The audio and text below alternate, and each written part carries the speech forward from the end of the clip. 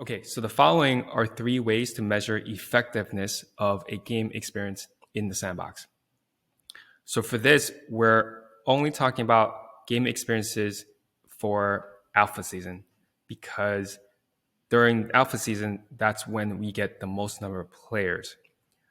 Because outside of that, again, we don't get as many players. The top 10 game experiences in the last alpha season averaged about 250,000 plays. So the first metric is just the number of plays or number of visits.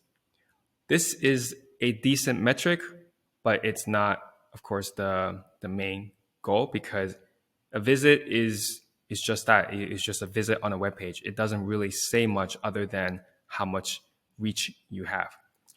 Now, this is not a great metric to use in the sandbox because the reach at the moment is very low compared to things like Roblox or Minecraft because the sandbox is still very new.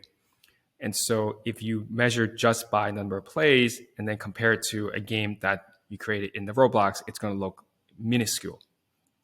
So it tells you one thing, but not that much. So again, number of plays is one of the metric. It's not the best one in my opinion.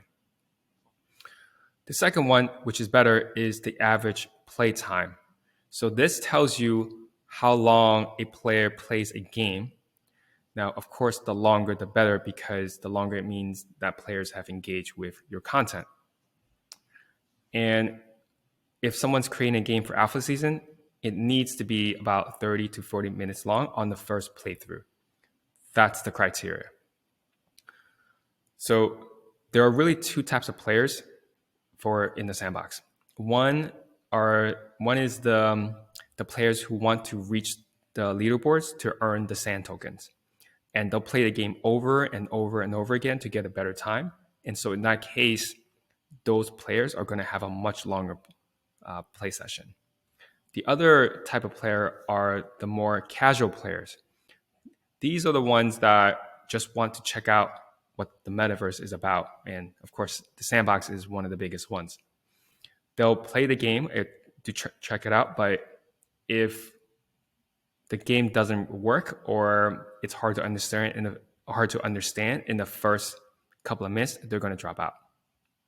And so I believe that a good game experience should cater to the casual players as well, because if you have a good play session with people who are just checking out the game, you're going to have a much better experience. Okay, so the last metric I believe is completion percentage. So this means that when a player starts the game, how many players finish the game. And again, I think this is probably the most important metric because it tells you how engaging the experience is. So a player who plays and completes all the quests, right? They're going to retain more about the experience and therefore more about the brand and the brand messaging than someone who doesn't. And I think the best analogy is a commercial. If it's attention grabbing and engaging, then the viewers will likely watch all the way through and understand the messaging of the advertiser.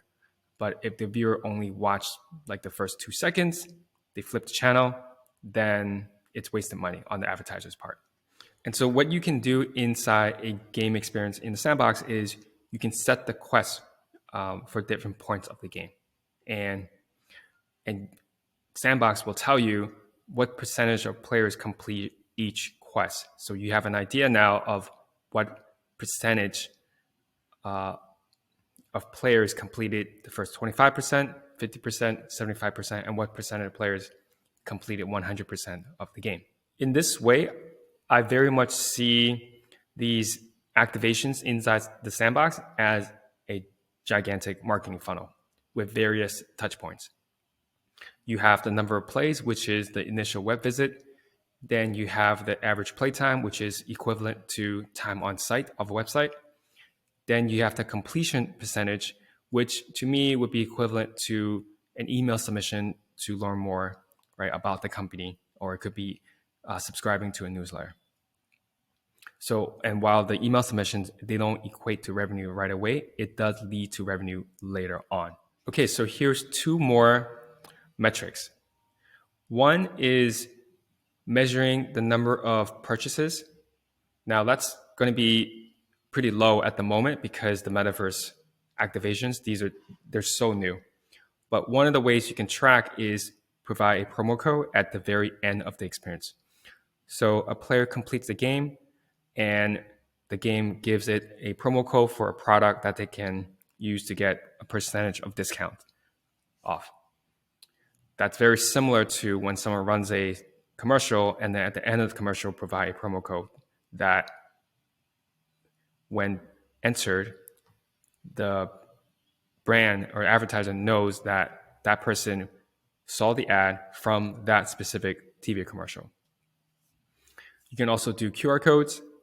I suggest putting it towards the end because once the player has engaged with the content, played through the game, they're more likely to learn more about the brand or the advertiser.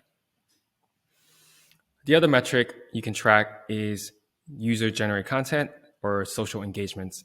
And this could be done by just tracking the specific name of the game experience. What I've seen is people use a specific hashtag for that game experience, and then they just track the number of mentions of that hashtag all over social media. Let's talk about my top 5 experiences in the Sandbox. So I'm going to share my screen again, and we'll jump into the top 5. So number 5 for me is Nine Chins Wonderland. It just looks really cool. It's